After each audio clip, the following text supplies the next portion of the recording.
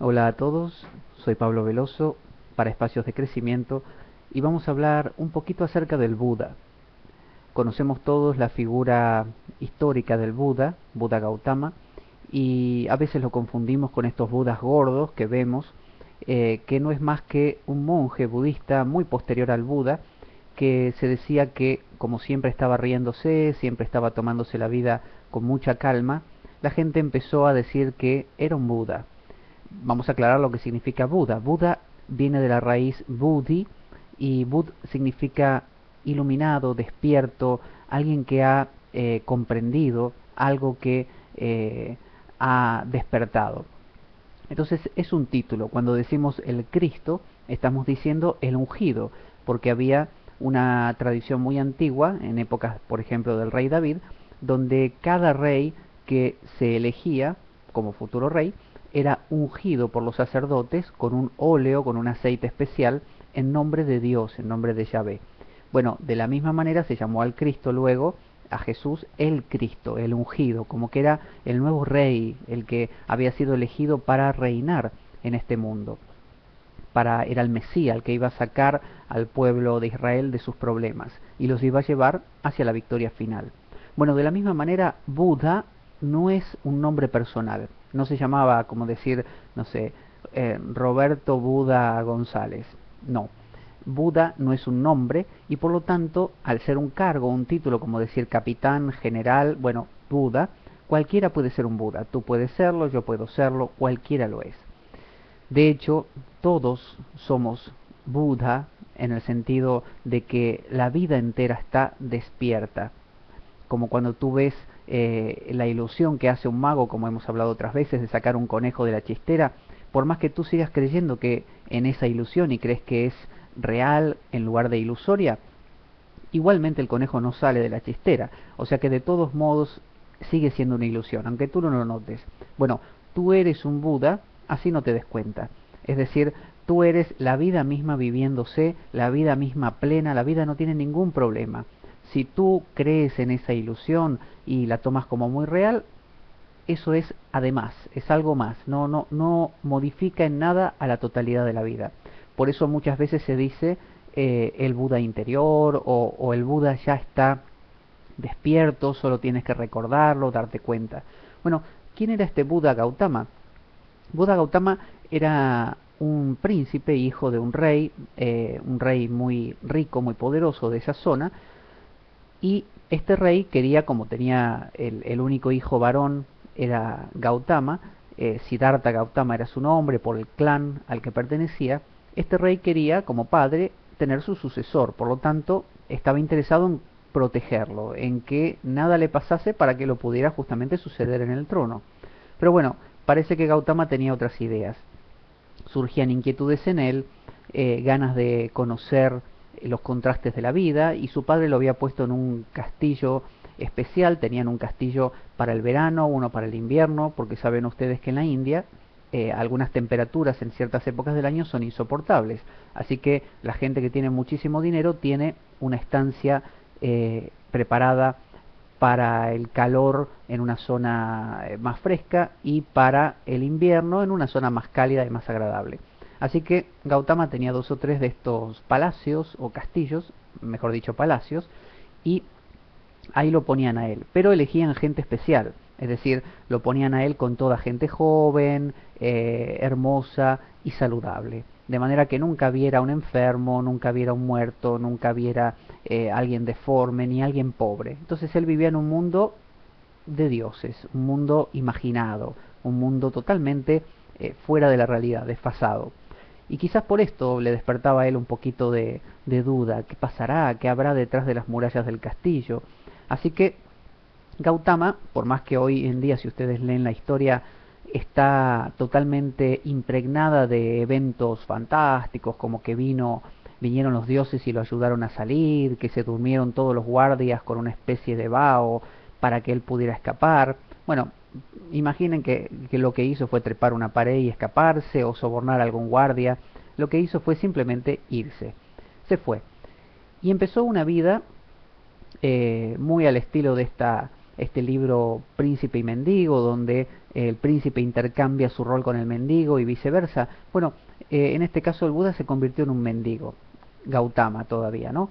Siddhartha Gautama, y empezó a vivir como mendigo y empezó a darse cuenta, a conocer el mundo, a ver gente que se moría, gente que se enfermaba, gente que no era amable y dulce, sino que también tenía mal carácter. Empezó a ver distintas características humanas, pobreza, bueno, toda clase de degeneraciones, es decir, de cómo la vida se va transformando a sí misma, que no permanece siempre perfecta, inmaculada, todos sonrientes, amables, contentos, como una misa de domingo. Entonces descubrió que había unos señores llamados sadhus. El sadhu son aquellas personas que buscan la pureza, buscan el despertar, la iluminación, y lo hacen por distintos modos. Entonces el Buda practicó como una persona científica, tomó esta actitud, dijo, yo voy a probar todo lo que encuentre, todo lo que encuentre. Como no tengo ni idea qué funciona, voy a probar todo. Alguna cosa me funcionará. Voy a escuchar lo que me dicen y según me digan voy a ir haciendo. Así que una de las cosas que probó primero fue la austeridad. Se reunió con unos compañeros que encontró, que se hizo amigo, y lo tomaron inclusive como alguien especial, porque se ve que tenía un algo, un fuego que a ellos ya se les había apagado. Y esta gente, por ejemplo, uno se había colgado una piedra de la lengua y la lengua le colgaba hasta acá, de manera de no hablar y no decir palabras que fueran impuras. Otro se había lastimado las orejas, los oídos, hasta no oír más, para no oír cosas no correspondientes. Otro se había pinchado los ojos para no ver cosas que no corresponden, y así. Entonces el Buda empezó con ese camino que era el de la austeridad. Y uno lo verá como raro, que extraño que alguien se cuelgue una piedra de la lengua. Pero si ustedes piensan que hay gente que se va de rodillas hasta una basílica, pelándose las rodillas, o rodando sobre sí mismo, o en la Semana Santa fustigándose hasta que le sale sangre en la espalda, los cilicios que se ponían los santos en el medioevo, bueno, toda clase de autotorturas que se infligían, en los ayunos, obviamente, las noches de vigilia sin dormir, orando, bueno, todas estas cosas bajo la premisa de cuanto más duela mejor es, o si me duele me va a funcionar y si no me duele no sirve. Bueno, esa idea de que me tiene que costar, porque si me cuesta más lo voy a disfrutar más después. Quizás muy propio de gente que está tan insensibilizada a la vida que necesita que las cosas sean demasiado fuertes para sentirlas. Hay un cuento, por ejemplo, de un rinoceronte que comenzó a perseguir a dos personas que iban caminando por el África y tuvieron que correr por su vida. Encontraron el primer árbol, el único que había, y se subieron. Y el rinoceronte se quedó al lado del árbol, sabiendo que en algún momento bajarían, así que los iba a agarrar. Entonces los amigos ya no sabían qué hacer, y uno le dice, mira, ¿por qué con una rama no le haces cosquillas? Cuando se empiece a reír, apenas le hagas cosquillas, salimos corriendo y él que se quede riéndose y nos da ventaja para escapar. Entonces el amigo dice, bueno, buena idea, corta una rama y lo empieza a rascar. Pero resulta que el rinoceronte ni reacción, nada. Entonces dijeron, bueno, esto no funciona, no sabemos qué vamos a hacer ahora. Y pasó como media hora. Y en eso el rinoceronte empieza a reírse, pero a reírse y a reírse y a reírse cada vez más hasta descostillarse de risa. Y ahí escaparon. ¿Qué había pasado? La piel del rinoceronte era muy gruesa y se necesitó media hora para que el impulso de la rascada llegase hasta los nervios del rinoceronte y el rinoceronte se enterase.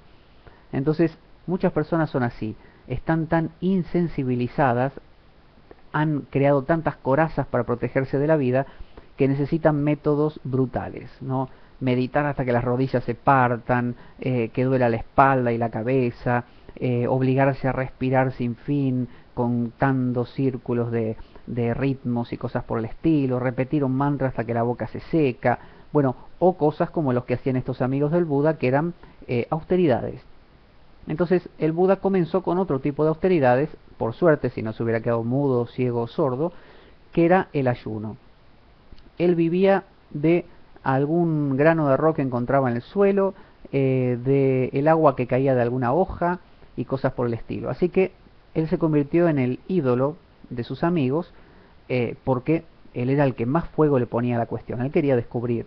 Entonces se sentó bajo el famoso árbol, el árbol Bodhi, el árbol Bo, que se dice que es una clase de higuera, y se puso a ayunar y meditar. Entonces él dedicaba todo su tiempo a la meditación y ayunaba. Entonces eso lo empezó a adelgazar y a volver casi esquelético. Él, en estos viajes que hizo y estas caminatas que hizo, además de conocer a estas personas, había aprendido otras técnicas, es decir, técnicas de lo que se conoce como pranayama, control del prana, de la energía vital a través de la respiración, posturas de yoga, todo lo que era propio de su época. Sabemos que no posturas de yoga como las de hoy en día porque no existían. En esa época el yoga es un invento del siglo, del año 1800 y algo, creado por Krishnamacharya. En la época del Buda había unos rudimentos del yoga que eran posturas básicamente meditativas y un control del trance muy grande. Así que el Buda combinó todo esto de la austeridad física con el aprendizaje que hizo a través de viajes con distintos maestros, donde fue aprendiendo técnicas de respiración, pranayama, técnicas de control corporal, lo que se llaman los kriyas, técnicas de limpieza interior, que todo esto favorecía un control físico muy grande y un control mental muy grande también. Entonces él lograba quedar con su mente en trance y con su cuerpo en un estado de metabolismo, digamos, lento. Si no, no podría mantenerse todo el día sentado meditando y no podría sobrevivir. Cualquiera de nosotros que no tiene esa práctica moriría o bien duraría poco sentado, se tendría que levantar a estirar las piernas. Pero yo les aseguro que con práctica eso se logra. Con práctica y con aprender las técnicas correctas, eso se puede lograr. No es nada mágico. Bueno, el Buda lo hizo. Y lo hizo hasta el punto que, podemos ver en algunas de esas esculturas, aparece el Buda esquelético, que se le ve de aquí hacia abajo, ¿no? Se le ven el vientre casi pegado a la espalda y todas sus costillas muy marcadas y sus venas, porque está demasiado flaco. Estaba a punto de morir, ya no tenía más fuerzas y no había encontrado nada. Piensen en eso. Él practicó todas las técnicas de meditación. Meditación de concentración, meditación de visualización, meditación de respiración, meditación de mantras, meditación de recitación, porque él era un kshatriya, era un guerrero, él conocía los mantras por los brahmanes, practicó técnicas de austeridad, de esfuerzo, bueno, tapaj se conoce, todo eso practicó y no le funcionó, se estaba muriendo y no alcanzaba lo que él consideraba la liberación, el moksha, el nirvana. Nirvana, ¿saben qué quieren decir? Uno coge una vela, supongan que esto es una vela con el pabilo acá, ¿no? Encendida, y uno hace y la apaga. Ese extinguirse, eso es nirvana. ¿Qué se extingue? Se extingue la falsa idea de que soy un yo. Entonces, ¿el Buda qué hizo? Permaneció sentado todo lo que pudo. Cuando vio que se estaba muriendo, llegó a una conclusión lógica. Dijo, mira, se dijo a sí mismo, si yo no me levanto ahora, no me levanto nunca más. Y me muero físicamente y no descubrí nada. ¿Será bueno esto? Entonces ahí la tradición crea esta idea de que el Buda, una mujer le vino a traer arroz, entonces él aceptó el arroz y previamente, perdón, lo puso sobre una corriente de agua y dijo, si la corriente se lleva este cántaro, este cuenco con arroz, entonces debo seguir meditando hasta la muerte. Y si no, si se queda suspendido en vez de fluir con la corriente, ahí mágicamente quiere decir que tengo que comer el arroz y empezar y levantarme. Bueno, de hecho, se quedó suspendido, dice la tradición, él comió el arroz, le agradeció a la mujer, le habrá caído como piedra el arroz porque tenía el estómago cerrado, pero bueno, se fue fortaleciendo y comenzó a predicar otra vez. Y comenzó mejor dicho, a viajar, a moverse, a seguir su marcha, dejando de lado una austeridad tan extrema. Y luego tuvo ese despertar, ese descubrir famoso, ese nirvana del Buda, el alcanzar el nirvana, el despertar. Y fue un despertar que tuvo que ver con un descubrir, tuvo que ver con un darse cuenta. Algunos lo grafican como bajo ese árbol donde venían las tentaciones, ¿no? Para decirle la tentación de las mujeres, la tentación del poder, la tentación del mundo. Eso tiene que ver con la mente de aquellos que describen lo que el Buda vivió, que es una mente dual, una mente que se basa en pelear contra el dragón, pelear contra el enemigo, y siempre tiene que haber un malo. Y bueno, en este caso era Mara, lo que es Maya, la ilusión, ¿no? Bueno, el Buda luchó contra la ilusión, supuestamente. El Buda en realidad no luchó contra la ilusión. La ilusión no necesitaba ser superada, sino solamente comprendida, darse cuenta. Y el Buda se dio cuenta, y por eso se convirtió en un Buda, y no por mucho meditar. Porque si hubiera simplemente meditado, cosa que ya venía haciendo, no hubiese alcanzado nada. Él ya lo había probado, ya lo sabía, ya sabía que por mucho concentrarse no lo lograba, porque la ilusión de ser un yo vivía en su mente, y hasta que su mente no lo comprendiese, y no había camino para eso, no había forma de fomentarlo. Él podía meditar mucho y dejar la mente así, neutra, y eso no le servía porque él necesitaba comprender. Cuando lo comprendiese, ya está, se aquieta. ¿De qué me sirve si yo quiero descubrir que es una ilusión el truco del mago que saca el conejo de la chistera? ¿De qué me sirve poner mi mente en blanco y quedarme como si fuera un zombie? Cuando abra los ojos otra vez y me active, para mí el conejo va a seguir siendo una realidad. Lo único que me hace falta a mí es darme cuenta de que es una ilusión. Bueno, cuando él se dio cuenta cabalmente, ahí despertó. Y ahí generó, empezó a predicar y enseñó esta doctrina que se llama el Anatman. Anatman. Todo el hinduismo, que es donde él se crió, afirmaba la idea de que existe un Atman. Pero este Atman, para los hindúes, no es lo que es el alma para el occidente. No es un ser individual que vive adentro de un cuerpo. Atman es simplemente lo que llamamos la alguidad, ¿no? Es esa conciencia, ¿no?, perceptiva dentro de un cuerpo, no dentro, es decir, es la función de todo el sistema nervioso, de todo el cuerpo, del cerebro con el sistema nervioso y el entorno. Bueno, esa alguidad es Atman. Pero lo que se creía en la época del Buda era lo contrario. Se creía, por una cuestión de que las masas siempre creen cosas muy básicas, se creía que el Atman era un alma, era un algo que estaba ahí dentro. Entonces el Buda tuvo que decir, no, miren, no es así. La doctrina que yo les voy a enseñar es An-Atman.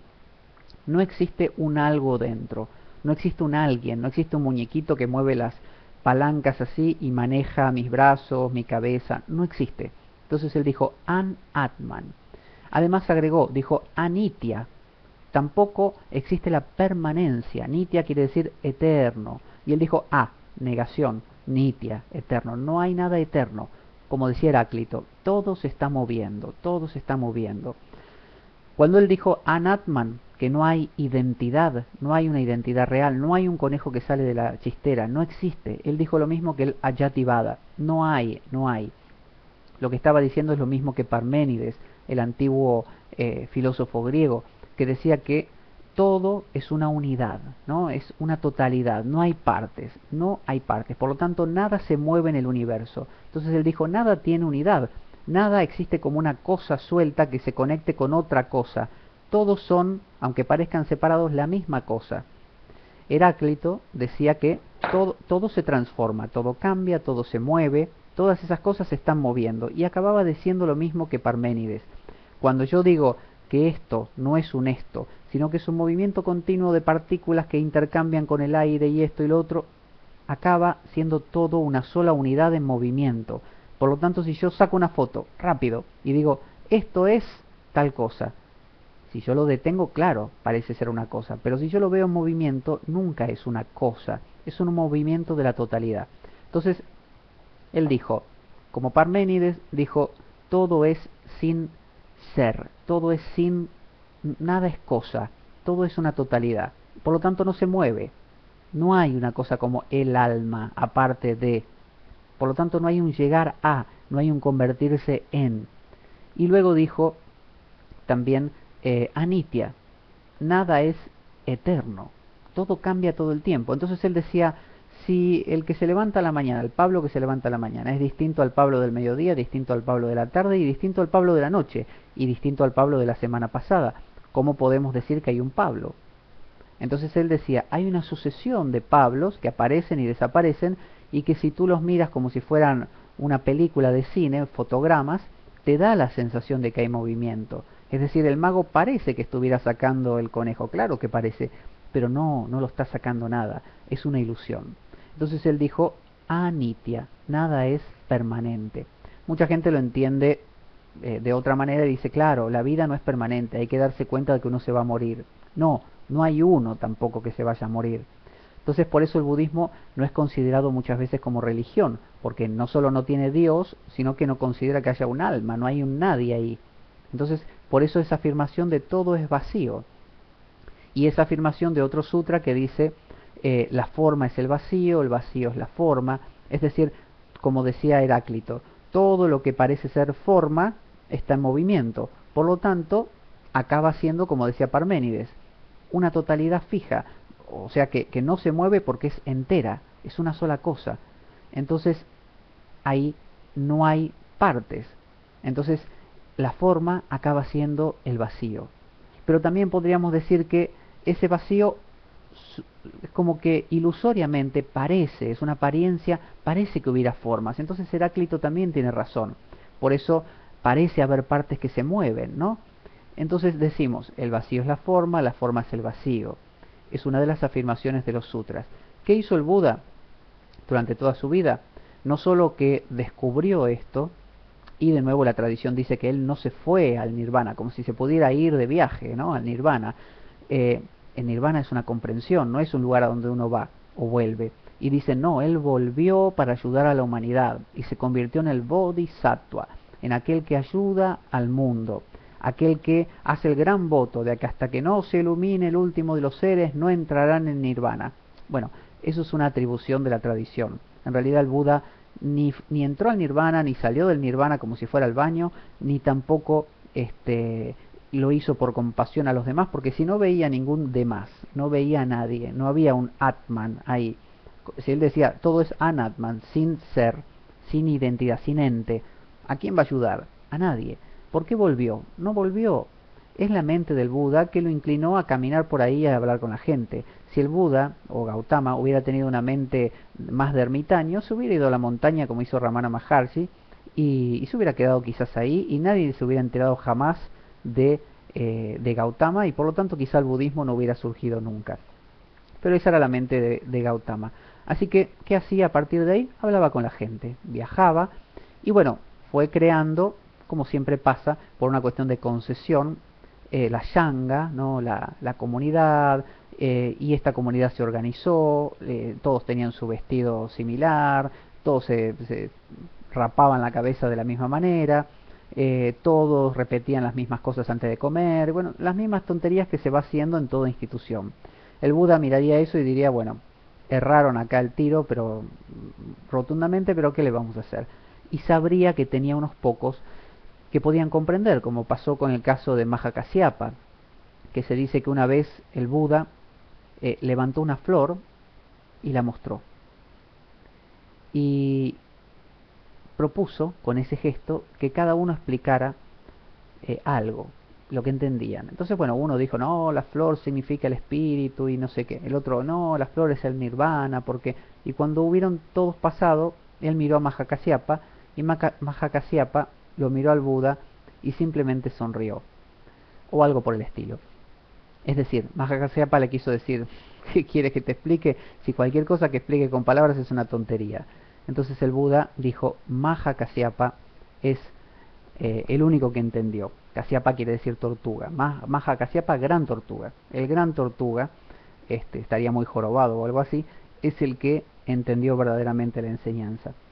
¿Qué tenemos hoy en día? Bueno, tenemos por un lado el budismo Zen, con Z, Zen, propio de Japón. En realidad el budismo desde la India emigró hacia, o sea, se expandió en distintas direcciones y con Bodhidharma, llamado por los chinos Damo, llegó a China.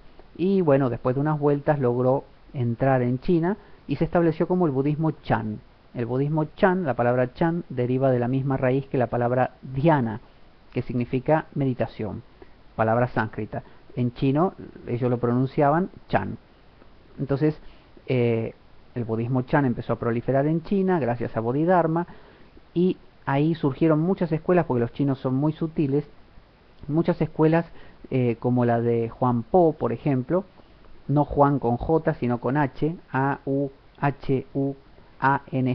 Po, Juan Po, que eran, digamos, de algo repentino, de un conocimiento, de un despertar repentino, no de la meditación con prácticas. Entonces, ese era el mensaje esencial. Y eso es conocido en gran medida como el Mahayana, ¿no? Captar la verdad así, en un instante. Y captarla aquí, en la vida cotidiana.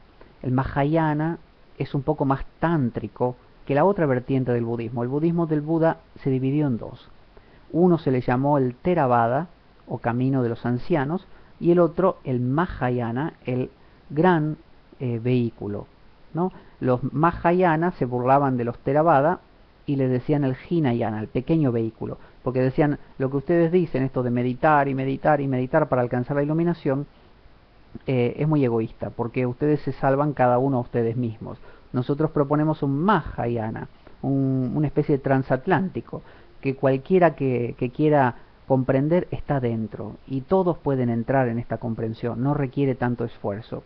Entonces les llamaban despectivamente Hinayana, pero en realidad son Theravada. El Thera significa anciano, entonces es el camino de los, o la teoría de los ancianos. La teoría de los ancianos suele ser el budismo, creo que es de Birmania y del sur, donde en la India hay muy poco hoy en día, se ha ido a otros países. En la India ha sido desplazado o absorbido, mejor dicho, porque la India tiene esta particularidad, por el movimiento de Shankaracharya, el movimiento del Advaita Vedanta, que absorbió muchas de las cuestiones del budismo, de las intuiciones, les puso otros nombres, le corrigió dos o tres cosas y ahí salió funcionando. Entonces el budismo no es que fue echado de la India, simplemente fue transformado y poco a poco se le cambió el nombre y acabó siendo hinduismo otra vez. En el sur están todas estas técnicas de vigilar la respiración, de que la gente hace estos retiros tan largos de 10 días, por ejemplo, comiendo muy poco, durmiendo muy poco, vigilar, ¿no? Como el vipassana, justamente, y otras técnicas similares, vigilar la respiración, observar las emociones, observar los pensamientos, observar los dolores corporales, las sensaciones, todo lo que hace a una técnica de observación, atestiguar. Eso es el Hinayana, el camino del pequeño vehículo, que prioriza la meditación, la práctica individual para alcanzar el nirvana. Y en medio de todo eso está, como se institucionalizó, lleno de preceptos que hay que seguir. Luego está el Mahayana, y el Mahayana es la doctrina más tántrica que dice, bueno, es la doctrina del Bodhisattva, de esto de volver a ayudar a todos, es la doctrina del mundo de todos los días. Yo voy al baño, yo me lavo los dientes, yo como, yo duermo, yo trabajo, ¿y qué hago ahí con la meditación? Bueno, el Mahayana dice, no, la meditación tiene que estar aquí. Y ahí es donde aparecen todas estas técnicas de visualizar dioses, repetir mantras, que eso es muy del Mahayana, repetir mantras, los colores, los mandalas. Bueno, el budismo chino proliferó, el Chan, y luego un señor llamado Dogen, japonés, viajó a China a buscar la esencia del budismo porque no le convencía lo que él encontraba en Japón. Recorrió mucho porque también como siempre, se institucionalizó y estaba lleno de gente que se acomodaba con el poder político y dejaba la esencia de lado. Así que Dogen encontró en el lugar menos pensado la esencia del budismo que él llamó Zen. Zen. La palabra Zen del Japón viene de la palabra Chan. Los japoneses lo pronunciaban así, Chan lo pronunciaban Zen. Y fundó el budismo Zen en Japón. Un budismo que pretendía quitar todos esos agregados de los chinos que se habían desvirtuado y buscar la iluminación, pero Dogen lo presentaba como que la iluminación ya estaba ahí, que sentarse en zazen, lo que se llama a meditar, no era para encontrar algo, ya estaba ahí. Entonces sentarse en zazen era ser el Buda mismo. Y ahí también surgieron de nuevo, con el tiempo, varias ramificaciones, y hoy vemos muchos budistas zen que no pueden vivir si no están sentados en meditación mirando una pared todo el día, y piensan que si les duelen más las rodillas es mejor porque así van a alcanzar más nivel de comprensión, o están más cerca del Buda, o vaya a saber qué. Y por otro lado, el budismo como el de Deitaro Suzuki, un budismo que tiene que ver más con esto de como el Buda, de comprender directamente. Piensen esto, el Buda no alcanzó la iluminación meditando, no alcanzó la iluminación respirando, no alcanzó la iluminación repitiendo mantras, concentrándose, invocando a dioses, haciendo mandalas, no sé, tankas o lo que fuera. No, el Buda alcanzó la iluminación, o si es que se le puede decir alcanzó, él despertó comprendiendo, él comprendió, y ahí se acabó todo. Entonces en el budismo zen está esta línea de comprender, que mucho a veces tiene que ver con esto del koan, ¿no? Estas frases que dicen en el budismo zen que son frases paradójicas, que nos dejan pensando, que nos permiten darnos cuenta a veces, como por ejemplo, ¿qué sonido produce una sola mano al aplaudir? Frases que no tienen una resolución lógica y que por eso son cosas que se quedan como atragantadas, que uno no las puede llegar a digerir, a asimilar, a comprender, y por eso la mente a veces dice, ah, claro, y comprende, otras veces no. Entonces, los budistas zen tradicionales se enfadan con los budistas o con las personas que dicen que el zen es una cuestión de comprensión y nada más, porque claro, no hacen el golpear la maderita con la otra maderita, con el martillito, no hacen el andar con chanclas y calcetines o medias, no hacen esto de no sé, las invocaciones al Buda, no hacen esto de sentarse en zazen, no, no lo hacen, ni la ceremonia del té tampoco, pero tienen la esencia. Entonces, el budismo también llegó a Tíbet por último, y ahí alcanzó, con la mezcla del animismo, la religión Bon, que era propia de Tíbet, alcanzó dimensiones extraordinarias en cuanto a colores, música, mantra. Creo que no existe nada que sea más ritualizado que el Tíbet, ¿no? Hoy en día, bueno, lo ocuparon los chinos, pero lo vemos en Dharamsala, en el norte de la India, que es donde el Dalai Lama, que es la cabeza religiosa del Tíbet, se refugió. Y vemos entonces un budismo lleno de mantras, ¿no? Que hacen todo eso, que recitan los sutras, que golpean, ¿no? Distintos instrumentos, muy ruidoso, mucha meditación, pero tienen una rama muy profunda llamada el Dzogchen. El Dzogchen sería lo mismo que el Advaita. Es como decir, todo este ruido, todas estas cosas que hacemos está muy bien, pero la esencia está acá. Shankaracharya le decía hasta malaka, es decir, con un amalaka, un fruto como decir una manzana, en la hasta, en la mano. Ahí la tienes, ¿dónde la buscas? ¿Para qué meditar? ¿Para qué? O sea, medita si quieres, pero ¿para qué pensar que la meditación te va a llevar la concentración, el dolor, el sufrimiento? ¿Para qué pensar que la sangre y sudor y lágrimas son los que te van a llevar a esa meta?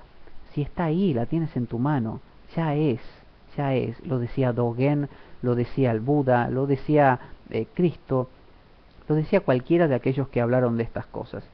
Así que la próxima vez que te imagines al Buda como muy parecido a todas estas personas que se autoproclaman, bueno, budistas, budistas seguidores de la institución budismo, ¿no? En todas sus ramas, los de la tierra pura y todos ellos, la del Namyo Horenge Kyo, que repiten interminablemente el mantra, que es, creo que es el sutra del loto, ¿no? Es la palabra significa sutra del loto, bueno, lo repiten y lo repiten como si eso fuera lo que les fuera a purificar. Que está muy bien, cada uno, según lo sienta, lo hace, y es una forma de entretenerse tan válida como tocar el violín. Sin embargo, el Buda dijo, aquí en mi mano, Hasta Malaka, el Amalaka lo tengo en la mano, acá, lo miro, me doy cuenta, ya está, ¿qué más? Hasta la próxima.